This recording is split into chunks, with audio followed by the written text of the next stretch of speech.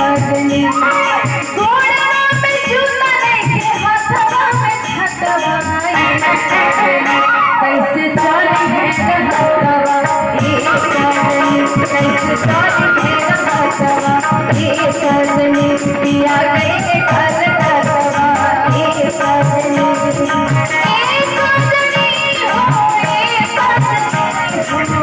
सजनी पिया गए कल हथवा